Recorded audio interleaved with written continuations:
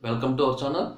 In the previous we have discussed what is a process, how to represent a process in main memory.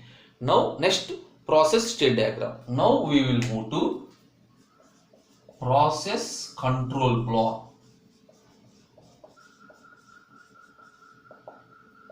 This process control block is also called as task control block or process descriptor or process object. So what is this process control block? A process is represented by using PCB. That is a process control block in operating system. That is, a process is represented in the operating system by using process control block. Process control block. That is, each process has a process control block. The process control block contains some parameters. Each process control block contains some parameters. Suppose some of the parameters that are contained by process control block are pointer. Some of the parameters that are contained by process control block are pointer, process state. Okay, first I will write the diagram and then I will explain each and every field, Okay, pointer, process state. Next one, process number, program counter,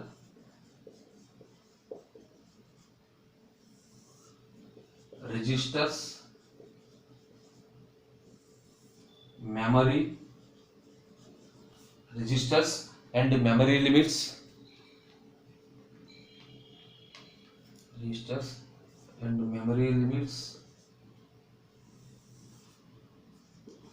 list of open files,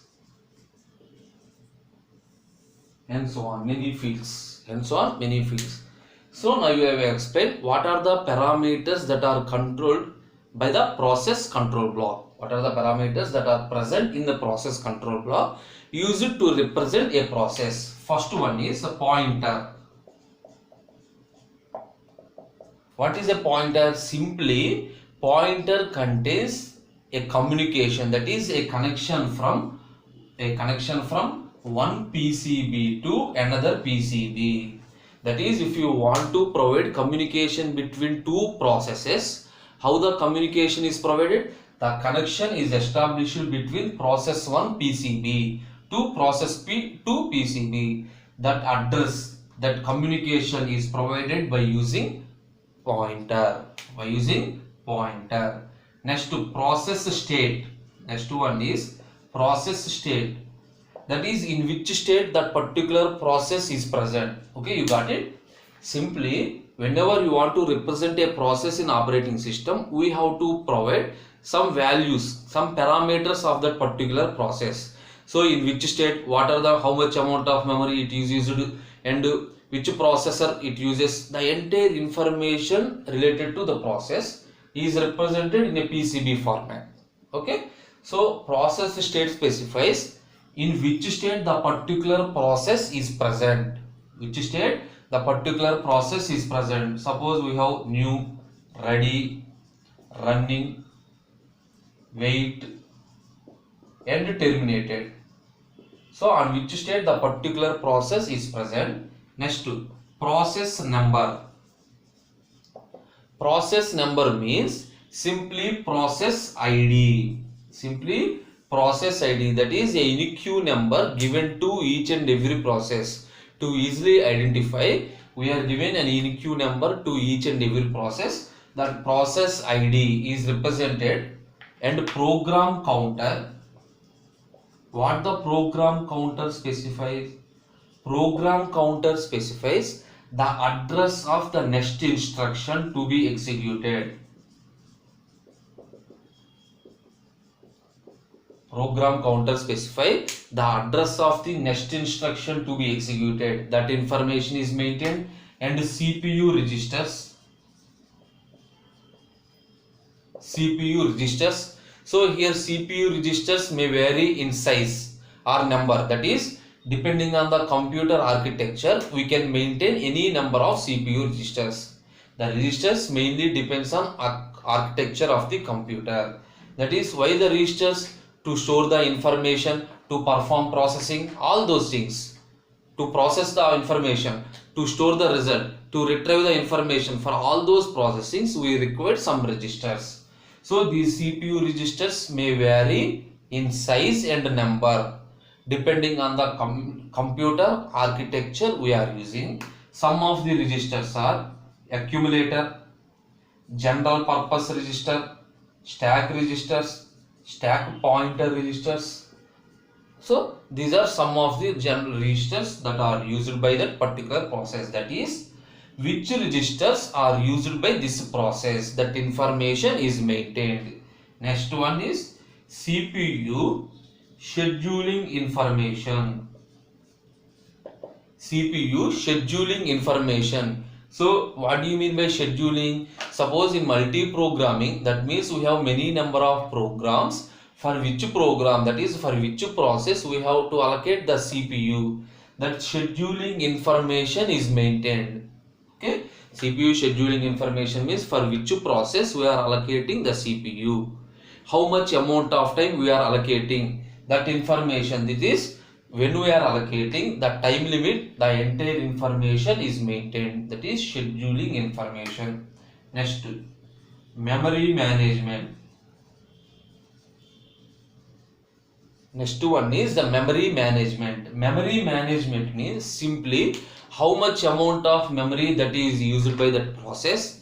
That is the starting address of the memory and range. See in the diagram, in the first diagram, that is in the process introduction, from process is represented in the main memory. The starting address is some 0, ending address is some max. That is 0 is the base address of that process, max is the total limit of that process, that is the range of that particular memory. So memory management specifies on total memory what is the base address, and limit, base address of that particular process and limit of that particular process. So here this memory changes depending on the memory management technique we are using. Depending on the memory management technique we are using, this memory changes. So in memory management concept we will discuss the techniques. So generally we are using paging and segmentation. The techniques are paging and segmentation. This is the memory management. This is memory management along with accounting information. Accounting information means how much amount of time it is used by the process, how much amount of time the CPU utilized. Then all the statistical information of that particular process is maintained. Accounting information means all the statistical information of that process is maintained. And at last, IO status. At last, IO status information. IO status information means which IO devices is accepted by the particular process, which IO devices is released by that particular process. This information is maintained. That means, simply observe, whenever you want to use a process in memory, we have to mention all these properties. These are the information regarding the process. Whenever you call a process, simply that is not a process. We have to gather all these information. All these informations are represented by using a process control block. You got it? Simply the information is what is a process, that is the idea of the process. Next, which instruction to be executed, how much amount of memory is used, that is the starting address of the memory and range of the memory, when it uses the CPU and how it uses the CPU, and when it connects to the IO devices. All those information for storing the information registers. For suppose multi-programming, for which process we are allocating the CPU, the entire information, that is all the properties of a process, are represented by using process control block.